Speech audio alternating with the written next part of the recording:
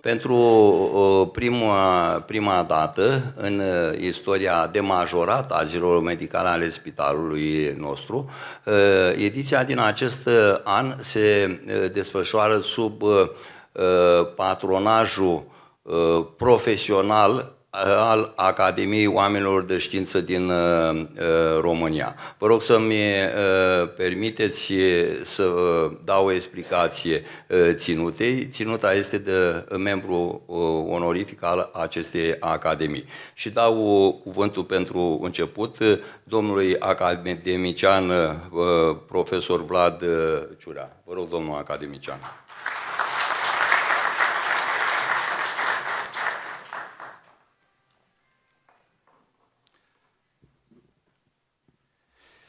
Înalți preacucernici și părinți, dacă mai sunteți în sală, domnilor guvernanți, doamnelor și domnilor academicieni, doamnelor și domnilor profesori, stimați colegi, prea iubite, profesor dr. Adrian Cotârleț.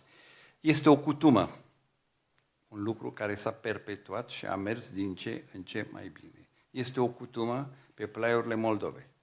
Ne aflăm, precum ați spus, la 18-a ediție. Este o ediție de maturitate, de bacalaureat.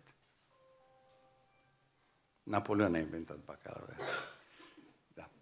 Deci ne aflăm, am intrat în maturitate. Această cutumă se petrece în acest minunat oraș în care probabil n-am crezut nici eu, poate nici dumneavoastră din sală, că poate performa și poate ajunge la asemenea idei și emulație intelectuală, medicală, științifică, academică. În fiecare an ne adunăm aici. De ce ne adunăm aici? De ce ne adunăm? De ce ne adunăm în luna iulie? Știm cu toții? Toate drumurile duc la Moinești. Se învârte, da, lumea științifică, lumea medicală pentru Moinești. Cui datorăm acest lucru? Întregului colectiv, întregului grup medical, începând de la brancardier, infirmier și până la profesor universitar, Spitalului Clinic Orășănesc din orașul Moinești. Domnul profesor dr. Gheorghe Bumbu, care este membru de onoare al Academiei de Științe Medicale din România. Vă rog, domnul profesor.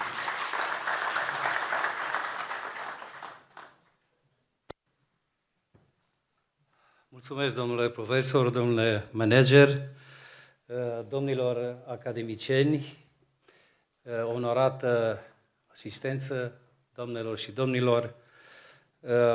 Eu am venit aici cu doctorul Gheorghe Carp, care este managerul Spitalului de Urgență Clinic Județean din Oradea. Și n-am ținut cont nici de distanță și nici de furtunile pe care le-am întâmpinat pe această distanță. Am venit aici pentru că știam unde vin. Pentru că probabil nicăieri nu se potrivește mai bine sintagma binecunoscută, omul potrivit la locul potrivit, așa cum putem să spunem despre domnul profesor Adrian Cotârleț. Este o mare onoare pentru mine să particip la această manifestație, la acest eveniment, pentru că, iată, avem dovada că, într-adevăr, este un loc care contează în ceea ce privește promovarea educației medicale în România. Și acest lucru îl putem deduce din istoria celor 17 ediții și datorită și numelor pe care le vedem aici și de a căror prezență ne bucurăm. Deci Să o țineți tot așa, domnule profesor, pentru că faceți bine. Faceți bine și aveți energia necesară, aveți viziunea, aveți determinarea, vă implicați, știți, vreți și puteți. Eu am să fiu alături de dumneavoastră cu tot ce îmi stă în putință. Îl rog pe domnul prorector Valentin Zichir să ne adreseze un cuvânt de salut.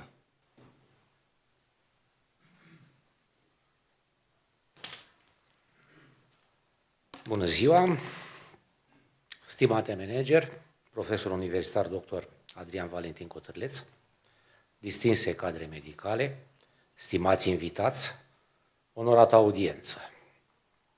Mă simt privilegiat să particip la cea de-a 18-a ediție a manifestărilor dedicate Spitalului Municipal de Urgență Moinești.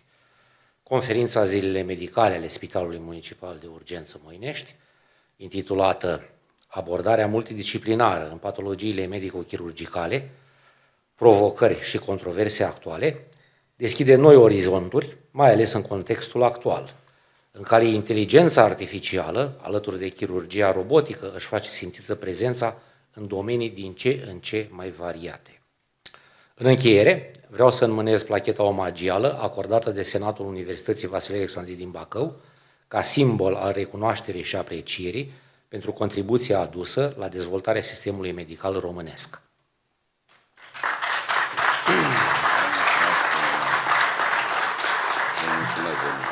Diplomă de excelență se acordă Spitalului Municipal de Urgență Moinești ca semn al recunoașterii și aprecierii rezultatelor științifice remarcabile pentru contribuția adusă în abordarea multidisciplinară a patologiilor medico-chirurgicale și pentru întreaga colaborare cu Universitatea Vasile Alexandri din Bacău.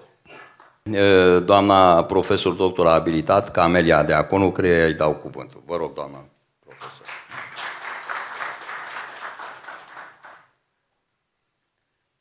Stimați colegi, distinși oaspeți, onorată audiență, sunt încântată și onorată, bineînțeles, să pot participa încă o dată și în acest an la un eveniment, cea de-a 18-a ediție a Zilelor Medicale ale Spitalului Municipal de Urgență din Moinești. Mă gândeam că, într-adevăr, este vârsta maturității, este un copil, aș putea spune, pe care l-ați creat, l-ați crescut până a ajuns la vârsta majoratului. Vom vedea ce urmează de acum înainte. Perioada adolescenței, cea mai dificilă, am putea spune, a trecut. Eu reprezint într-adevăr Uniunea Medicală Balcanică, domnul profesor Adrian Cotârleț face parte din conducerea Uniunii Medicale Balcanice și ne leagă o lungă colaborare în cadrul acestei organizații. Îl invit pe domnul ministru al mediului, Mircea Fechet. Vă rog, domnule ministru.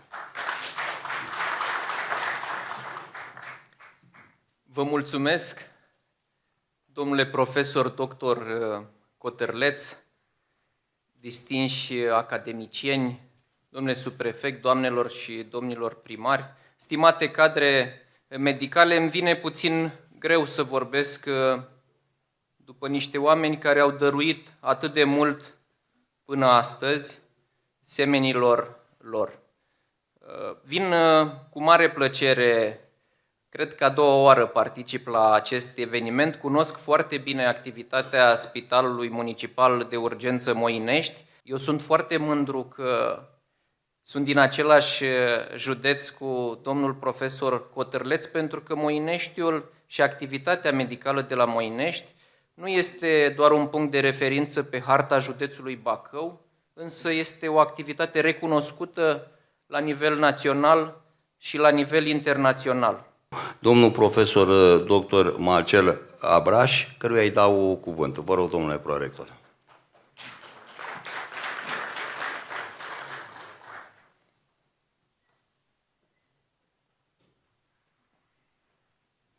Distinsă audiență, stimați colegi, cu o deosebită plăcere vreau să vă aduc sincere mulțumiri pentru invitația la acest forum științific și pentru oportunitatea de a reprezenta Universitatea de Stat de Medicină și Farmacie Nicolae Testimițanu la Zilele Medicale ale Spitalului de Urgență Moinești. Deja este o tradiție ca reprezentanții universității noastre, a comunității științifice și medici ilustri din țara noastră să participe la acest forum științific. Sunt chirurgi care sunt astăzi prezenți în sală și vreau să-i salut. Și în urma discuției cu ei și ceea ce am văzut astăzi, colectivul Spitalului de Urgență Moinești activează cu mare încredere, având la bază valori precum profesionalismul care este apreciat de către pacienți. Și vreau să-i dau cuvântul domnului profesor Constantinoiu, reprezentant al Universității de Medicină și Farmacie din Carol Davila din București. Vă rog, domnule profesor.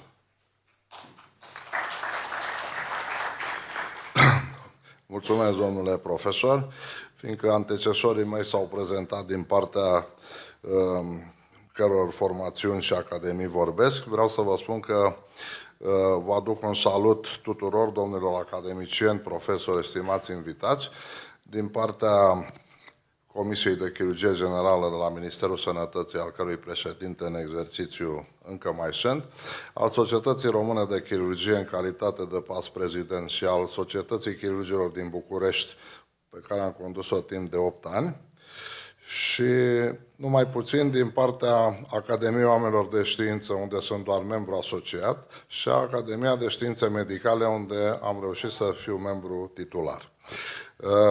Mi-e foarte greu să vorbesc după profesorul Ciurea și mai ales după profesorul Adrian Străinu Cercel, pe care l-am făcut membru de onoare al Societății Române de Chirurgie, fiindcă ne-a prezentat într-un mod strălucit, specific lui, șocul septic la Congresul de la Sinaia. În 1995, cu ajutorul distinsului profesor Eugen Târcoveanu, care se găsește în rândul nostru acum, alături de conferențiarul Bradea, care muncește domnul profesor în sala de operație, am făcut prima operație laparoscopică în Spitalul Municipal de Urgență Moinești.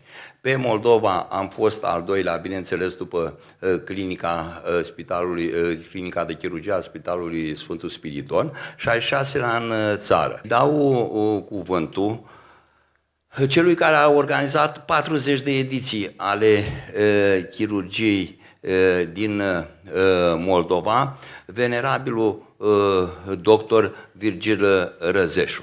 Vă rog, domnule doctor.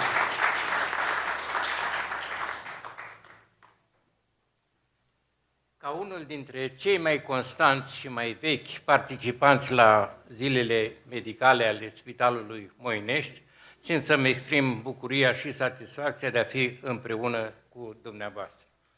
Ca membru fondator și titular al Academiei Oamenilor de Știință, ca membru titular al Academiei de Medicină, trebuie să-mi exprim bucuria că domnul profesor Adrian Cotărleț a devenit membru al Academiei Oamenilor de Știință. Urmează, așa cum v-am spus, 5 conferințe magistrale susținute de nume de rezonanță în medicina românească, începând cu prima conferință a domnului profesor Străinu Cercel. Vă rog, domnule profesor. Este vorba de schimbarea paradigmei în boli infecțioase. Și de ce schimbare de paradigmă în boli infecțioase? Foarte simplu, pentru că noi am învățat la medicină că ne naștem sterili. Nu sterili din punct de vedere așa, ci sterili din punct de vedere microbian. Ori, cel puțin anul 2023 demonstrează total contrariu. Și am marea plăcere să-l invit pe domnul academician Ciurea pentru a ne face prezentare. Vă rog, domnule academician.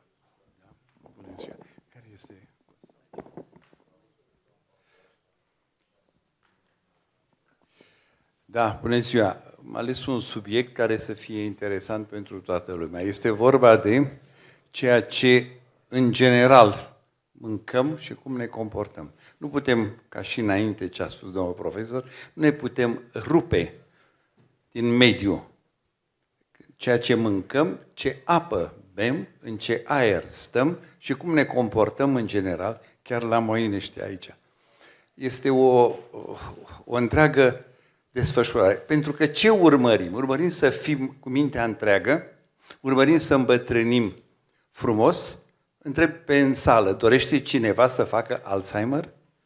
Nimeni, nici eu. Da.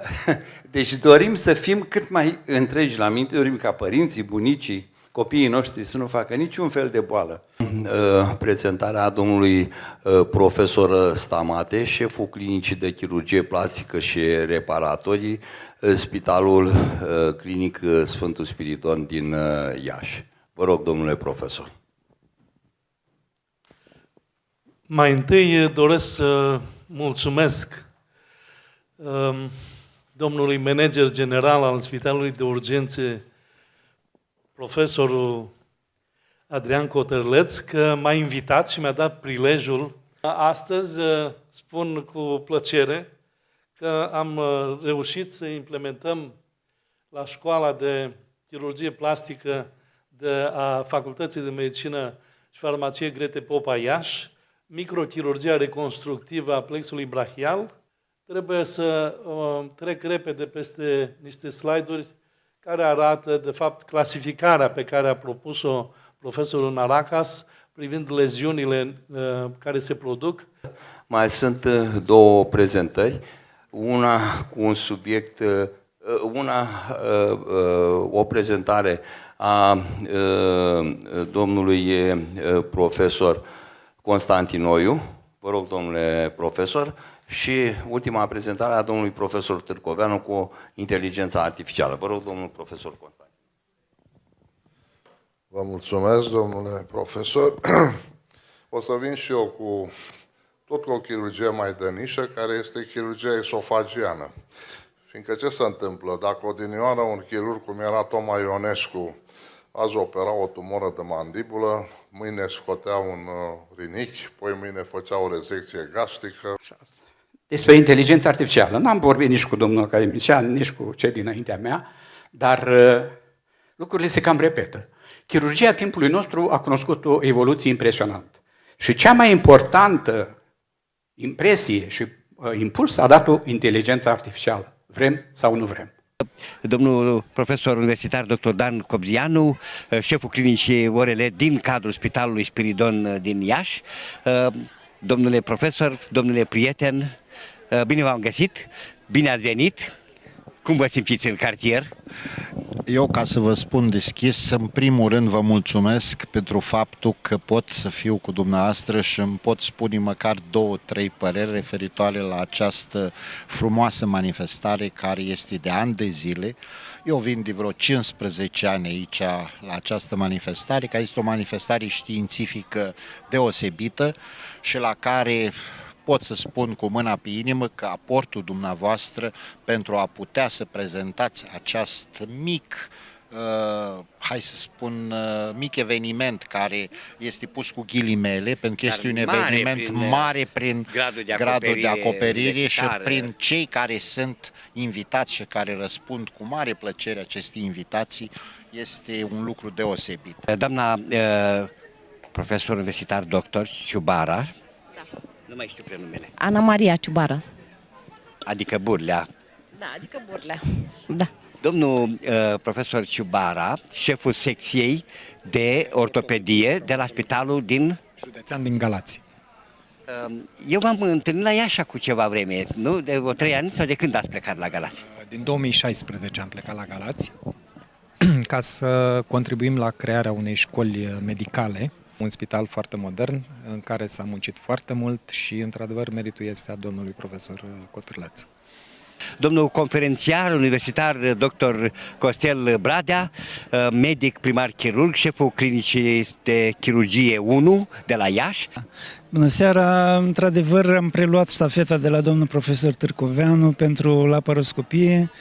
Împreună cu dânsul noi am efectuat prima laparoscopie la Moinești în 1995, după ce am făcut-o și la Iași în 1993 pe 31 martie.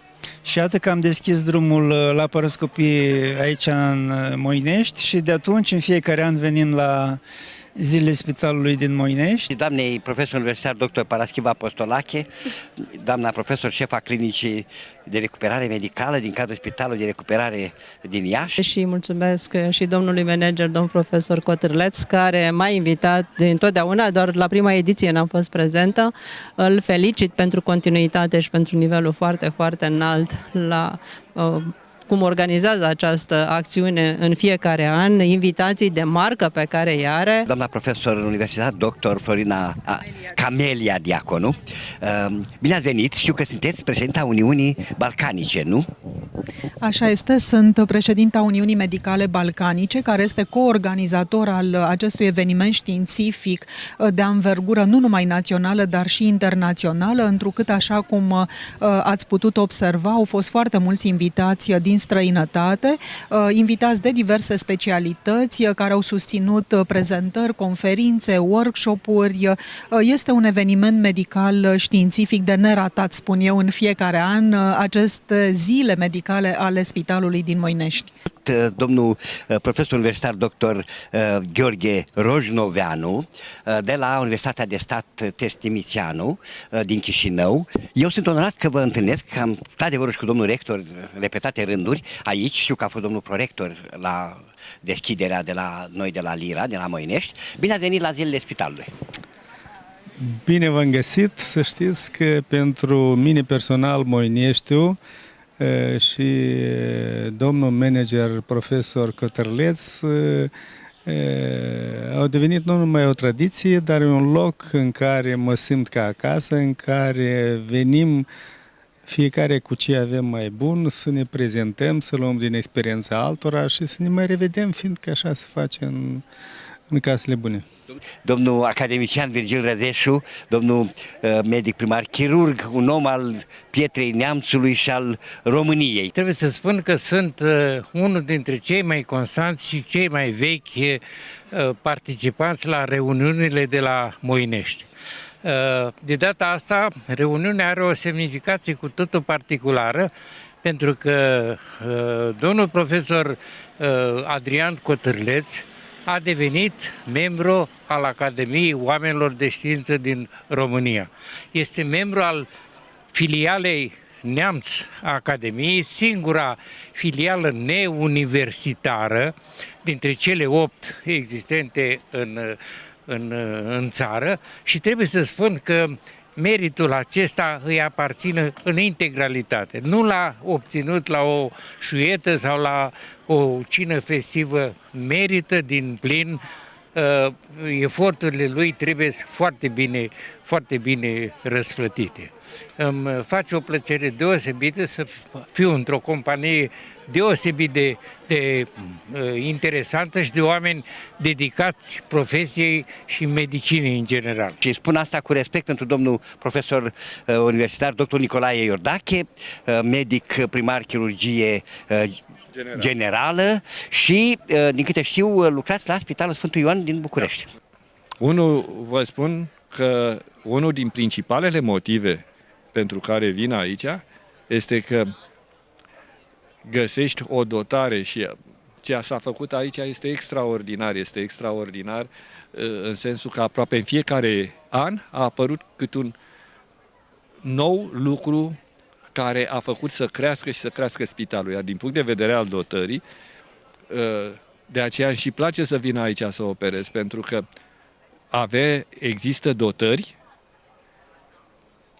care în multe privințe nu pot fi găsite în București. Pe doamna profesor și fost deputat și acum șef a clinicii de oftalmologie, nu stomatologie, cum au greșit colegii mei ultima dată. Bine ați venit, doamna profesor! Bine v-am reîntâlnit și aici, la Moinești. Am înțeles că sunteți implicată în intervenții chirurgicale în această zi de vineri 14.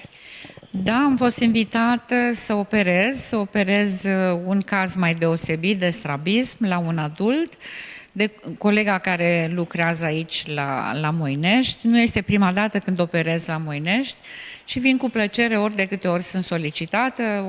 Întotdeauna Moineștiul ne trimite cazuri, noi consultăm pentru ei, noi ne dăm cu părere atunci când este câte o problemă în ceea ce privesc patologia oftalmologică. De fapt, astăzi vom fi mai mulți oftalmologi din Iași, de la șef de clinică la rezident. Am venit cu o echipă întreagă pentru a sprijini și zilele Spitalului Moinești.